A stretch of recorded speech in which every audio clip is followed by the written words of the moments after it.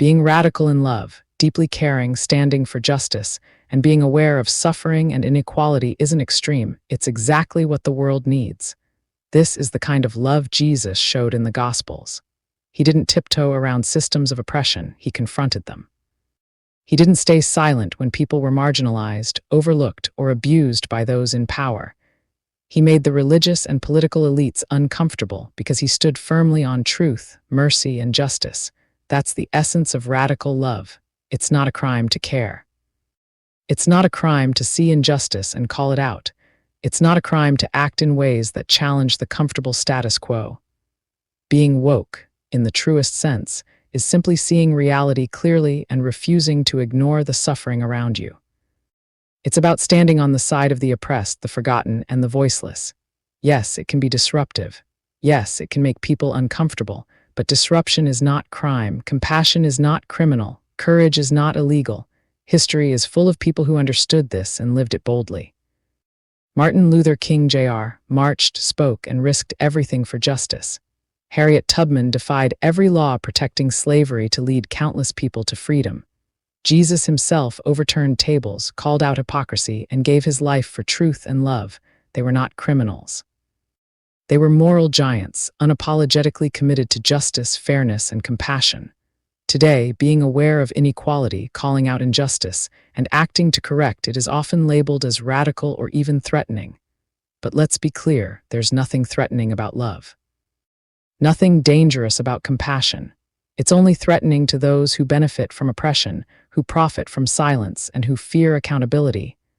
Radical love makes systems shake because it exposes the cracks in the foundations of injustice. It forces us to confront our discomfort, our biases, and our inaction.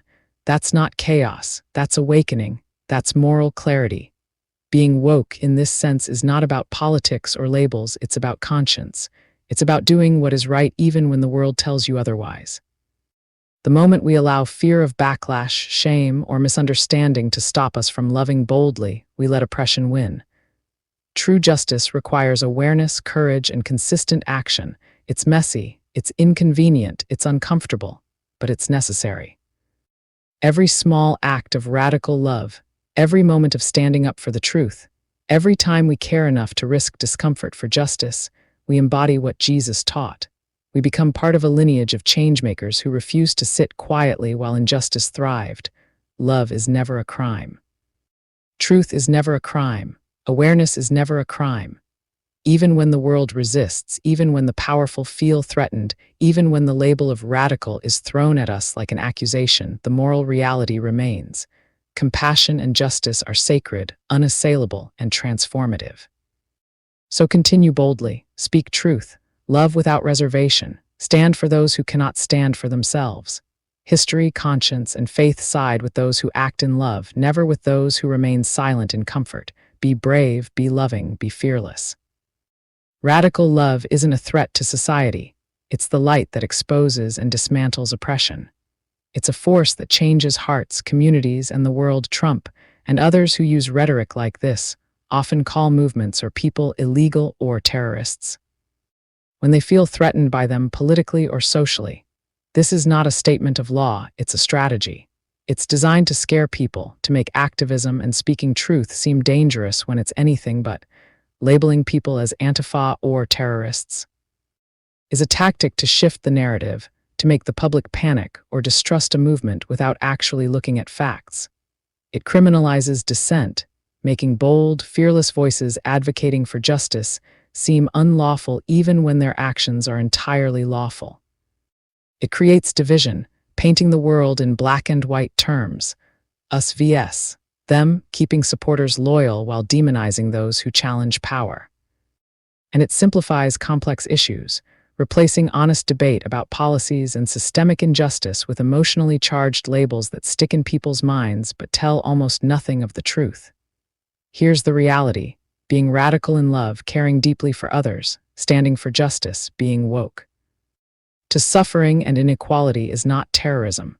It is not illegal. Calling it a crime is politics weaponized to confuse, to intimidate, and to silence people who refuse to accept injustice. This is fear-mongering, plain and simple, the real danger. To the system is not those who love, act, and speak boldly, it's those who exploit fear to maintain power. Love disrupts, truth disrupts, compassion disrupts, because these are forces the powerful cannot fully control.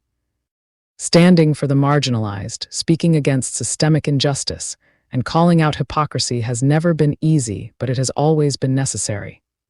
History shows us that people who challenge entrenched power, people like Martin Luther King Jr., Harriet Tubman, and even Jesus, were labeled radicals, troublemakers, or criminals by the establishment, but their actions were morally powerful, courageous, and transformative. Bold love and fearless truth are never crimes, even if those who feel threatened call them so. When we allow fear, labels, or public confusion to silence us, we let oppression win. Radical compassion, awareness, and action shake up the comfortable, and yes, that discomfort threatens those who profit from inequality and injustice. That is not a flaw, it is proof that love and justice are alive and working. Activism that centers human dignity, fights systemic oppression, and elevates the voices of the marginalized is not only legal, it is necessary. The moment someone tries to tell you that caring for others, loving boldly, or standing for truth is a crime is the moment you recognize that fear is being weaponized. We must not be afraid to stand, speak, and act. Being woke is not a label, it is a responsibility. Seeing injustice, naming it, and acting to correct it is a moral imperative, and it always will be. Fear and rhetoric will never change the reality that love, truth, and justice are forces stronger than any system built to suppress them. So continue boldly. Speak without hesitation. Love without limits. Stand for those who cannot stand for themselves. Radical love, fearless truth, and unwavering justice are not crimes. They are revolutions of the heart and soul that reshape communities, societies, and history itself. Please feel free to follow, subscribe, comment, like, and share. This helps you to stay connected to me, and it helps me to remain here creating more content for you. Thank you, love always, Maria DC Santiago.